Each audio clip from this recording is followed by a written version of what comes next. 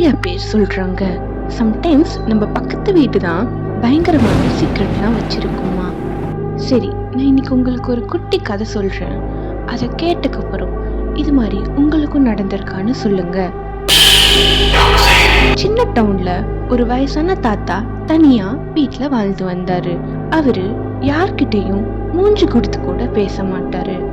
ஆனா mid night ஆனாலே அவர் தோட்டத்துல குழி நோண்டுற சத்தம் மட்டும் கேட்கும். ஸோ எல்லாரும் மேபி கார்டனிங் பண்றாரோ இல்ல பைப்லைன் ஒர்க் பண்றாருன்னு நினைச்சிட்டு கண்டுக்காமலேயே விட்டுட்டாங்க.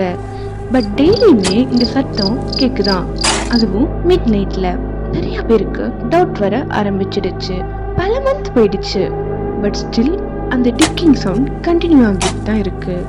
ஒரு நாள் ஒரு பையன் அவன் டாக் கூட அந்த ஹோம் பக்கமா விளையாண்டுட்டு இருந்தப்ப அவனோட டாக் அந்த தாத்தா ஹோம் சைட் போயிடுச்சு.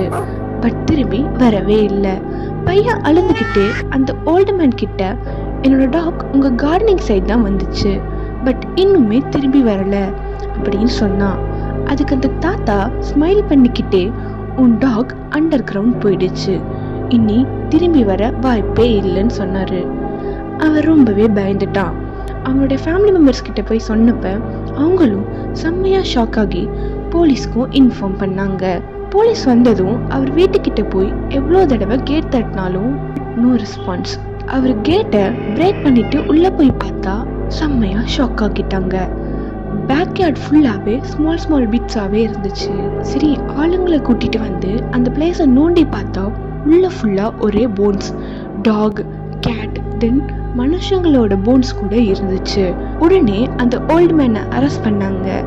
அவருக்கு ஹேண்ட் கஃப் போட்டு கூட்டிட்டு போறப்ப அவர் எல்லாரையும் பார்த்து ஒரு மாதிரி சிரிச்சுக்கிட்டே, அவங்க எல்லாரும் என்னோட company members in another world அப்படின்னு சொன்னாரு. சரி, இப்போ நீங்க சொல்லுங்க, நெக்ஸ்ட் டைம் உங்க பக்கத்து வீட்டுல இது மாதிரி ஸ்டேஞ்ச் சவுண்ட் கேட்டா நீங்க என்ன பண்ணுவீங்க? மறக்காம அது கார்டனிங்கா இல்ல வேற ஏதாவது டாக் சீக்ரெட்டான்னு கண்டுபிடிங்க. Okay, sweet things.